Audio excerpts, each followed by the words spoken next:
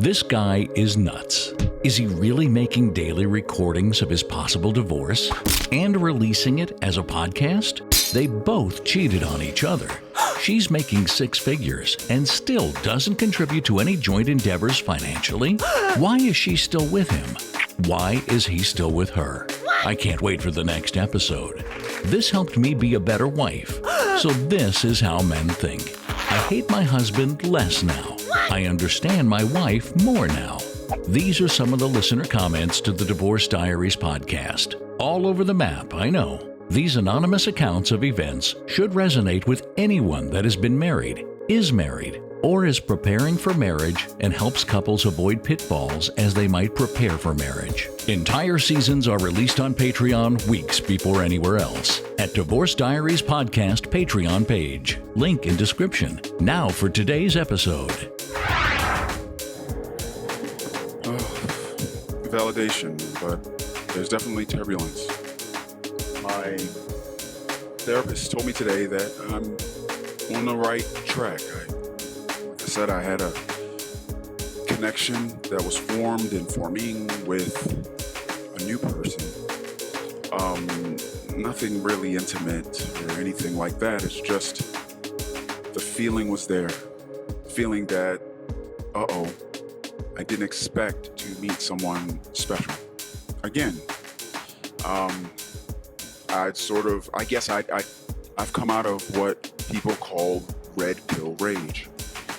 And just to backtrack, in my earliest diary entries, most of which are just gonna, if I ever post them again, are gonna be on Patreon. So you can, if you would venture to wonder if you have been supremely angry like I feel I was. I was so upset at my ex, all the things that she did, how she treated me, how she lied to people that we loved, and how I had to look back and watch all of the mistruths and flat out lies and narcissistic omissions and all of these things that just really hurt. And now being able to be open to the possibility that I do still want to connect to another woman, I introduced and not introduced. It wasn't an introduction like for to my child, like, hey, we are, hey, this is a person. This is Dad's potential new person. Not like that. Just, hey, let's just go to an event where this person I know will be there with her children, and we will go there as well. Because the person that I know has children that are sweet and is a sweet person, and said, because she knew that my child kind of, how can I say this? She knew that my child, I wanted her to connect with people because she's estranged from just about everyone in the family, and I'm trying to build up a new network of people for me and my daughter. And I, of course, didn't go to this event and act as if I didn't know this person, as the woman suggested. She's like, I know this is sort of early, which, like I said, this is not a serious thing. We're not a thing. We are not a thing. But she feels that it's possible. And I'll be honest with you, as do I. I feel that it's possible. I don't know if I should, and I don't know if I will. But after introducing this person to my daughter, it was just weird, because I don't speak to her frequently, and when I hadn't for a while, my daughter just sort of reacted sort of in a negative way. Actually, I take that back. It wasn't negative. But when I talked to her again over the phone, my daughter, she kind of just made a face of surprise, chagrin, awareness, awe. I don't know. But I explained that to my therapist, that I had a conversation with my daughter, and that um, I kind of got honest with her, and I said, "Hey, I'm your dad, and I am enjoying. Um, I, I enjoyed the company of some people, and I got really honest with her, and I said, Dad does enjoy the company of women. I do. I always have. And most men, if they're being honest, also enjoy the company of most women. Of women, I should say. They prefer it over men. Men, great. Great for camaraderie. Great for a sports team that you might join. Um, Great to have around if you're in a pinch and you need someone to physically help you defend yourself and your loved ones. But if you're a man and you're listening to this, you know what I mean. It's the bubbly laugh of a woman when you make her laugh. It's the sexual tension that exists between the opposite genders.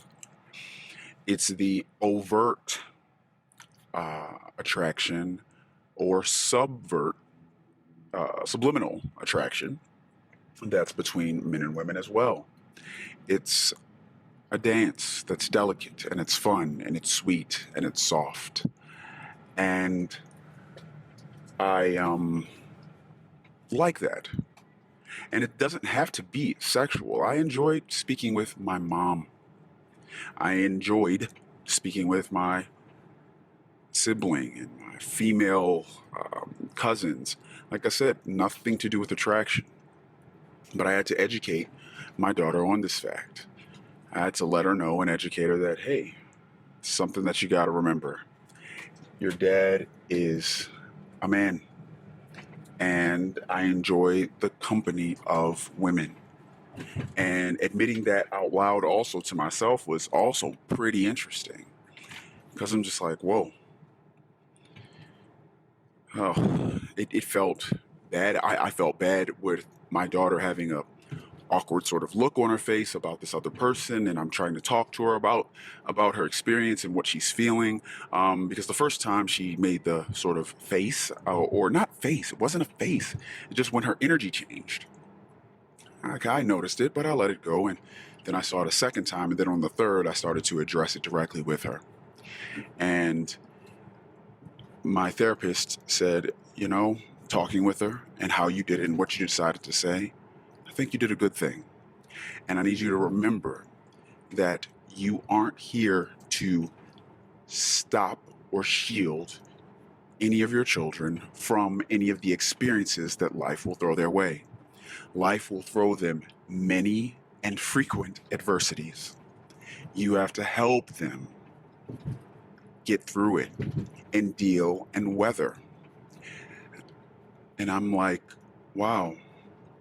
So one, as I'm recording this right now, I'm realizing that, yes, that was missed by my parents, helping me to get through, cope, deal with, approach, negotiate, whatever sort of conflicts might arise in my life. And now, because my mom, sometimes she would want to protect me, like most moms do. No, they will treat us like we're glass. We're a very valuable Chinese vase, and they don't want us to break. But we're all going to break.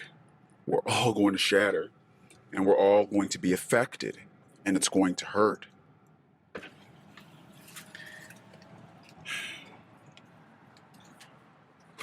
Thanks, sir. It's all going to hurt, and we can't be protected. And we know that inherently as adults. We know that our parents weren't able to protect us from that person that did that bad thing to us, that thing in elementary school when we were bullied, or whatever the circumstance was. Our parents cannot protect us.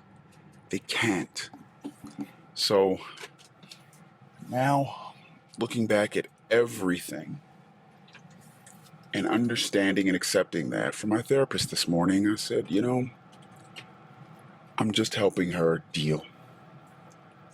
And it's okay that she is affected negatively by something that's new in dad in her life.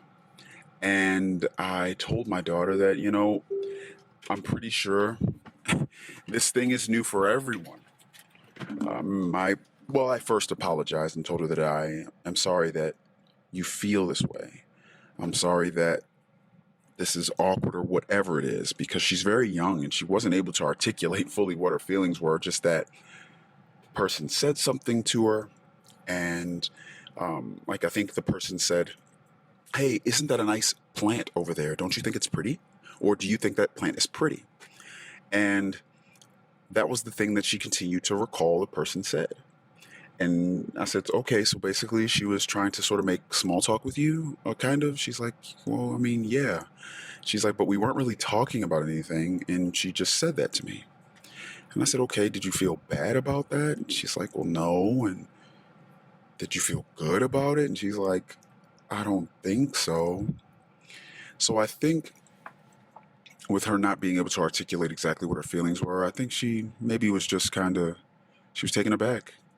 Because let's face it, no child, and even though I am about to be divorced, hopefully I'll be divorced in the next month or two, a child is not supposed to see their dad attracted to or intimate with, or it seems as if there will be intimacy between their father and any other woman besides their mom. Now, if that happens, that means something not great happened. They divorced. And when I say not great, I mean it wasn't supposed to be this way, or we all wish it would be different. Because, and what I mean by that, with divorce, if you do divorce, yes, the divorce may have been necessary. It may have been the best thing for the two people, but no one set out to get a divorce. So the plan the two people had until death do them part failed. That part of the plan. Maybe it was supposed to fail.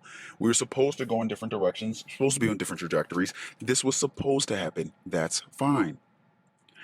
But what I'm noticing is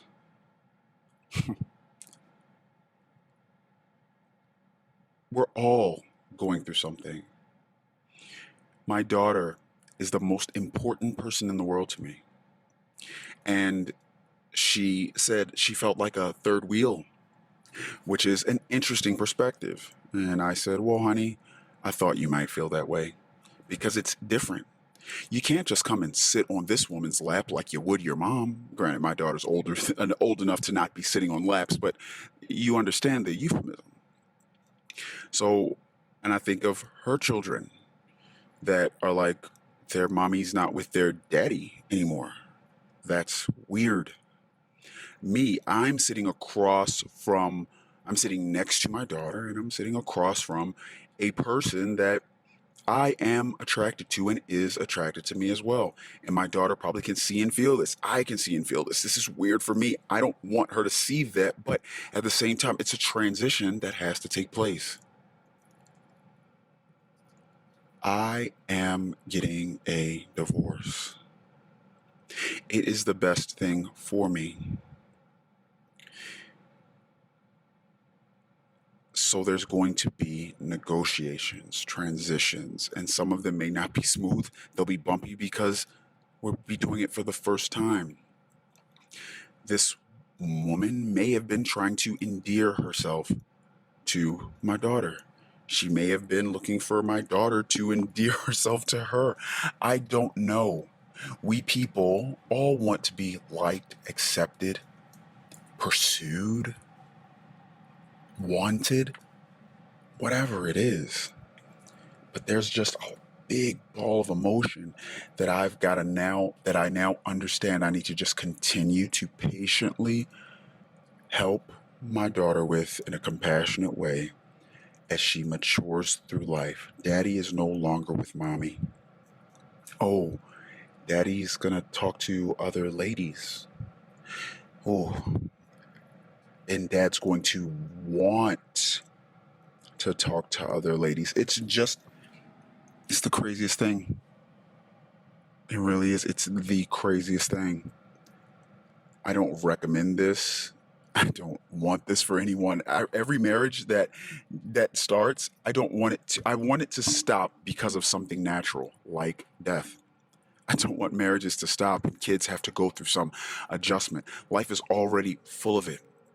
Grade school, then middle school, the teenage transition, then preparing for college or the high school turmoil, and then transitioning into college or transitioning into the workforce, and then transitioning into leading your own life as an independent person and merging it with another and partnering, and then your children coming into the world, you eventually leaving this world in death, or preparing your children for your for your departure eventually. Life is full of enough garbage where we should not have to deal with our parents divorcing, dating other people, parents suffering with addiction or anything like that. It's really hard. It's tough. I don't want that for any of us, but it's necessary after all, isn't it? So thanks to my therapist for helping me understand. I just need to continue to understand that I cannot protect my daughter or shield her from everything, and that's not my job. My job is to help her navigate the difficulties in life and help her with her perspective and her understanding. And I also need to continue to be kind to myself and forgive myself and say, well, this is where you are. And my therapist reinforced the fact that I will make mistakes. I will screw up. And that's a part of it too.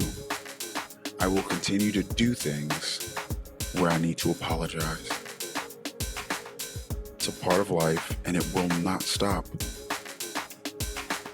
I will continue to step in the shit.